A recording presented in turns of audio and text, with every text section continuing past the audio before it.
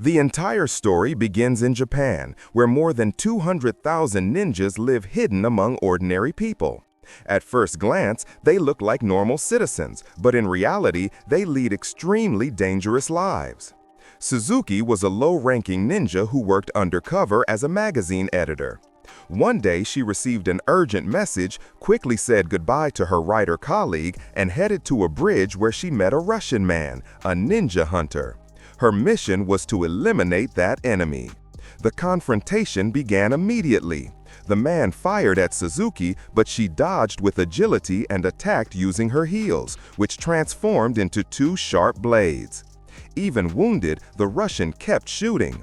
Suzuki responded by throwing shurikens and using an electric baton, but her opponent resisted, counterattacked, and threw her to the ground.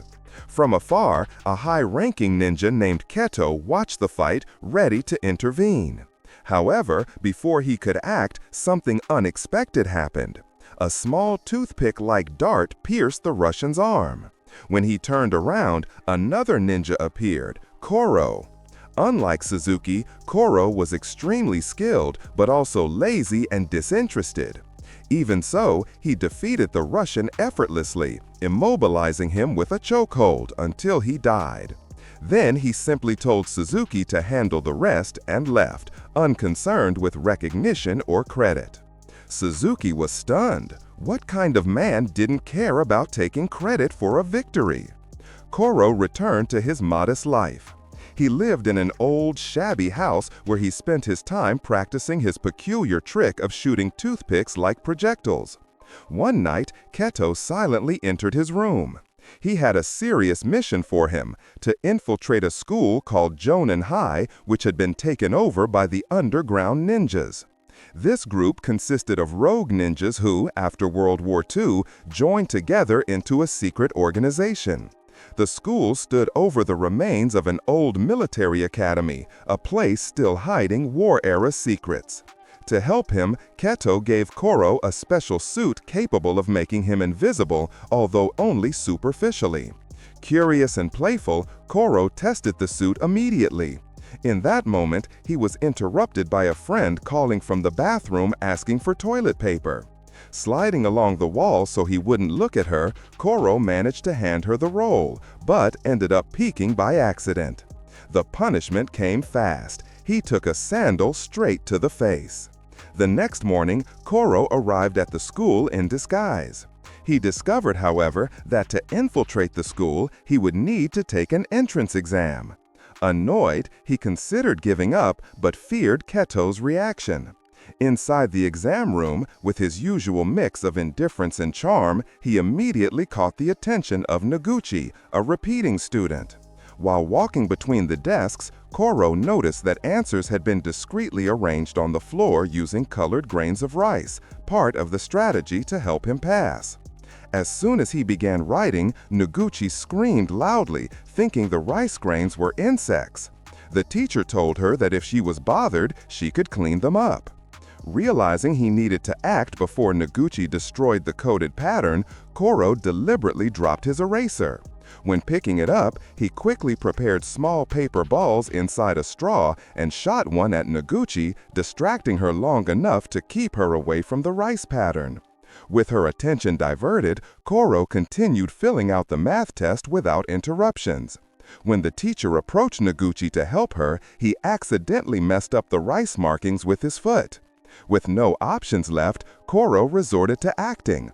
He pretended to urinate while sitting there, then started crying, saying he had drank too much water out of nervousness for the exam. The teacher calmed him down, explaining that the exam was symbolic. Even if he turned in a blank sheet, he would still pass. Koro later waited for Noguchi on the way home while gathering information about the school. When they reached Koro's house, he invited her to try the simple food he had. She hesitated, but eventually agreed and followed him up to the roof where they could talk in private. During their conversation, Noguchi explained that there were troublemaking kids in class who would probably bother Kuro.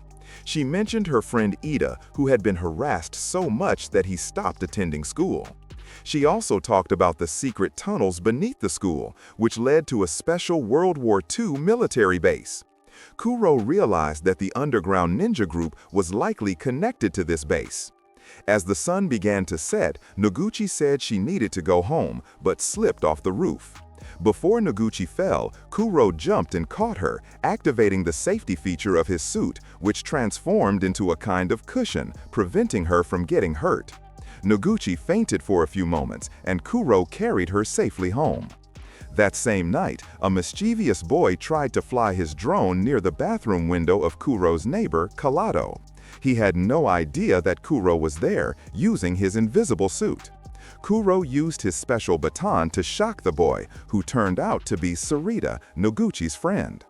Kuro made him apologize to Kalado and, the next day, took him to school, saying he would protect him, but that there would be a symbolic daily fee of 500 yen. At school, the boy started bullying Ida again, unaware that Kuro was nearby. Kuro grabbed Ida's foot with his own and pushed the other boy hard, making him feel sudden pain. Ida had no idea what had happened. Kuro then quietly sat in the last row without a book and borrowed one from Sato. Noguchi, sitting beside him, glanced with envy. Suddenly, a red light reflected on Kuro's face, a laser signal used by ninjas for silent communication. Kuro stood up and left the room. On the rooftop, Shion, a high-ranking ninja who had also been present on the day Kuro fought the Russian, awaited him. Like Kuro, Shion was an undercover ninja assigned to identify members of the underground ninja group within the school. In addition to the two of them, there was a third infiltrated ninja acting as the school's discipline director.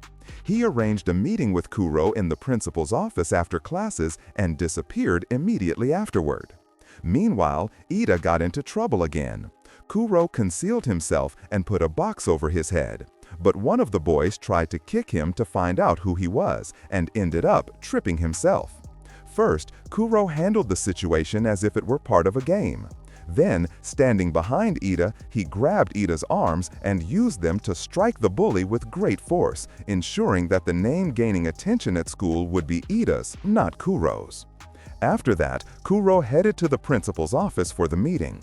Suddenly, the director drew a sword and attacked Kuro, believing that he was a member of the underground ninja group. Kuro blocked each strike precisely. When he realized the director had no connection to the group, he withdrew. As he left, he saw Mitsuki, the most popular girl in their class, waiting for him. She smiled strangely and walked away. Nearby, in a shop, after a customer left, the automatic door opened and closed by itself, as if something invisible had entered. Moments later, merchandise began falling from the shelves. The cashier, who was also a ninja, tried to intervene. However, the invisible man subdued her instantly. Meanwhile, Suzuki received a message informing her that her mentor, also a ninja, had been murdered. At that exact moment, Suzuki herself was attacked. She realized the assailant belonged to the underground ninja group since only they possessed a suit capable of turning a person completely invisible, while the standard suits only provided partial invisibility. At the same time, we see Sato walking home from school. The same invisible man captured her. Suzuki warned him that he should not harm Sato yet and informed him that her death had already been decided to occur at Kodan High School. After this incident, we see Noguchi in her room thinking about Kuro. Over the past days, she couldn't get him out of her mind. She dreamed of a happy life by his side. At that moment, Kuro was sitting silently near her bed, watching her at midnight. He told her that a ninja working at the convenience store had been killed and that he feared an attack from the underground ninja group and that a fierce battle would take place at the school. He instructed Noguchi not to go to school for a few days and then leaped out the window, disappearing. Next, we see a man running as if being chased. A ninja shuriken struck him in the leg, knocking him down. This man was Saruta, who had once been part of Kuro's former team. The Invisible Man approached to test whether Saruta wished to join the underground ninjas. Saruta accepted immediately and, excited for combat, asked who the next target would be. It was at this moment that we discovered that the invisible ninja who had been attacking others was actually Saruta. The next morning, as a student was on his way to school, Saruta killed him instantly and took the body with him. Despite Kuro's attempts to stop her, Noguchi went to the school looking for him. The director noticed her presence, and she quickly explained that Kuro had warned her about the imminent destruction of the school. The director understood that a battle was about to begin and handed Noguchi a ring, instructing her to give it to Kuro. Shortly after, Saruta arrived in the classroom with the student's body. Still invisible, he dropped it in the middle of the room, causing panic, and then began killing the students one by one. Some managed to escape, but he kept chasing them. Suzuki and Shion received word that a member of the underground ninja group was causing chaos at the school. Suzuki witnessed the violence and drew her combat staff. The assassin then partially removed his invisible suit and mask, revealing his identity. Saruta had personal motives. When they were students together, he always felt rejected, and now he acted out of anger and hatred. Despite Suzuki's combat skills, she couldn't harm Saruta because his suit absorbed electrical attacks. At that moment, a high-ranking ninja entered through the window. Saruta could barely react to him. The high-ranking man put on his mask and vanished without a sound. Kato then intervened with incredible speed, splattering Saruta's blood to mark his position and make his invisible body detectable again. He struck with his sword, but Saruta's advanced suit inflated like a balloon, protecting him. Saruta used the opportunity to escape. Meanwhile, Noguchi was still searching for Kuro and found Ida terrified.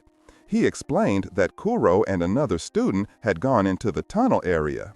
There was a rumor about a pathway leading to an underground bunker, but they never had the courage to enter it. Now, Ida feared for Kuro's safety. Already inside the school's tunnels, Kuro encountered Mitsuki, who had planned everything. She was far more powerful than Kuro expected. He attacked Mitsuki with an explosive, but she clung to a wall using only one finger. Kuro launched 2 high-voltage cables, but she grabbed them with her bare hands, completely unaffected by the electricity. Meanwhile, Saruta roamed the school when Shion appeared. With extreme agility, he began fighting Saruta. Shion scattered glass shards on the ground to track Saruta's movements, and his teddy bear helped locate the enemy. He cornered Saruta against a wall, but Saruta managed to escape. Shion chased him to the rooftop and attacked with his sword. However, only Saruta's suit was there. Saruta struck back from behind, breaking Shion's sword in half. Although Shion was skilled, the underground group's weapons were far superior. He received a severe wound to his shoulder and, weakened, could only defend himself with the broken piece of his sword. Just as he was about to be killed, Kato arrived in time and turned the tide of the battle. He drove his blade through Saruta's body, ending the fight and saving Shion's life. Meanwhile, underground, Kuro was losing his battle against Mitsuki. He realized that defeating her was nearly impossible due to her overwhelming strength, but he wanted to understand her true motivation. Mitsuki then revealed her plan. She had intentionally spread rumors to lure all the ninjas to the school so the laser satellite would be activated. With hacked data, they had discovered the satellite's location, and one of her operatives was already on the way. Thanks to a special suit, he would be able to operate even in space. Mitsuki attacked fiercely, and Kuro only resisted, trying to buy time, hoping his allies would arrive. At that moment, Noguchi appeared with Ida and gave Kuro the ring entrusted to her by the director. Kuro put it on, activating an antenna. Moments later, a drone armed with a sword appeared and joined the fight. Kuro realized that attacking Mitsuki directly was pointless. He needed a surprise strategy. His invisibility suit didn't help since only the upper part of his body disappeared, and Mitsuki could still see him. He envisioned countless attack possibilities, but in every scenario he was defeated.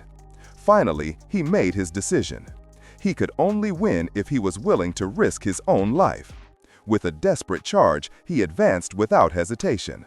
His sword pierced Mitsuki at the same time her blade struck him. Kuro pushed Mitsuki away and pulled his sword out, causing her to fall mortally wounded. but he had reached his limit and collapsed, gravely injured. Nogut ran to help him, and together they tried to escape.